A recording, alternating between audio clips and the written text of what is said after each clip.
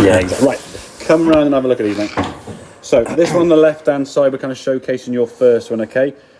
A little bit going back to what we've seen in the past, where your club goes back. So what I look for you is when do the club head and your hands get level, yeah? So when we take the golf club back here now, because of the way your club goes back and it sort of fans behind you, the club never starts sort of lifting up quick enough. So at this point, the club is already now starting to open and rotate there. At this point now, the club's still very low, yeah, and your hands have moved back. We want to see the club starting to get level about now with the hands. You see the club's going so far behind you. Yeah. Your hands and club get level about here, yeah? So at this point now, we've kind of got a horizontal line, your hands and club, face wide open, you've got it kind of up here, yeah? Way behind you. And all you can do now is basically one of two things. Either stay ridiculously flat, keep up here, and then come back down and stupidly flat and you hit the ground sort of somewhere back here, no good to you at all. Or tip it up over the top, which you start doing. So the over the top now is starting to come from here now. As that club starts going up, you sort of see the momentum. It's sort of on this angle going back.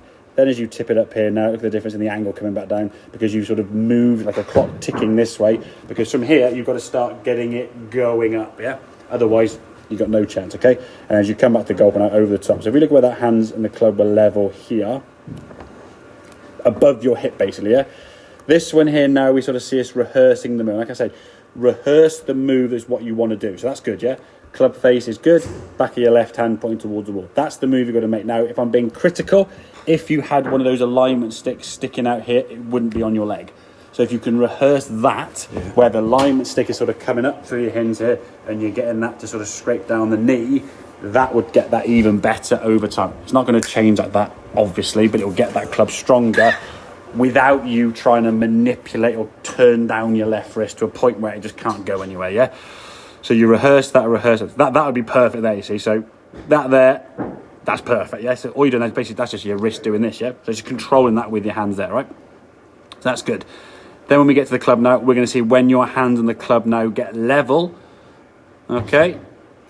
About there, yeah? So there's the club head, there's your hands. See how much lower they are on the screen?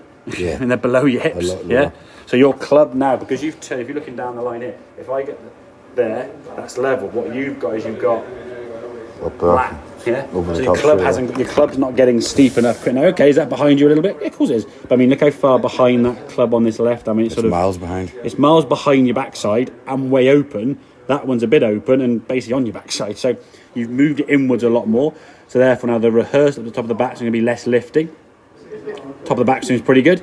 Now as the club comes down, the redirection is not going to be as extreme, yeah? So your timing will be a lot easier, yeah? If your club's going in and up and over, how much over and in and around you go is going to vary from shot to shot. So one day you'll be hitting it great, one day it's like, oh my God. And that's why your rounds fluctuate a little bit up and down. That makes sense. Because you're trying to hit your target. It's like trying to hammer a nail onto that there and going there and going, and then one day you'll be nailing it and one day you just miss the hammer and you're damaging your thumb all the time. So as the club comes back down now, good strike, ball going straight. And again, the ball's flying straighter is a sign the club is less open.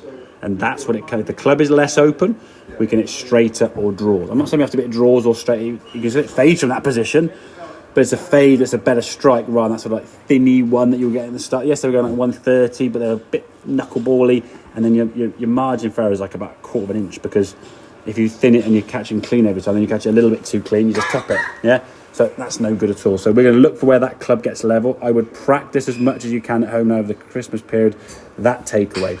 If you can rehearse that, so if I drew a line up that club shaft, it's on your left thigh, isn't it? Mm-hmm. And to get that club to go a bit higher, you're going to push down on that left wrist, and that will hinge the wrist up. So the club would then go up, and the stick would still be on your left knee area, yeah? Yeah. So if you can rehearse that over and over again, till the cows come home, yeah? It'll just make things so much easier for you. So where do you put the club again? I forgot. Just the club goes up your left. You can either put your club up your left arm, or turn a club upside down. Yeah, so the club upside down or alignment stick up the club shaft, so I say, sorry, yeah? So if you have your club there a second, bring on your 7 irons, or 8 iron, whatever. Set the club. So that would be an alignment stick sticking out there.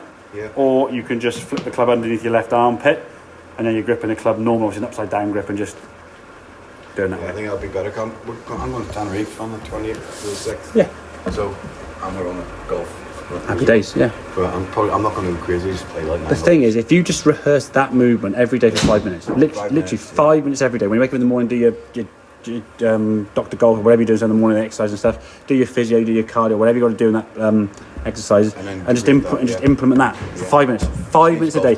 You could probably get, if we think about that movement there now, that sort of takeaway, going back here, doing that back and forth. I reckon you'd probably get that move in 30 to 40 times in a minute, comfortably without rushing.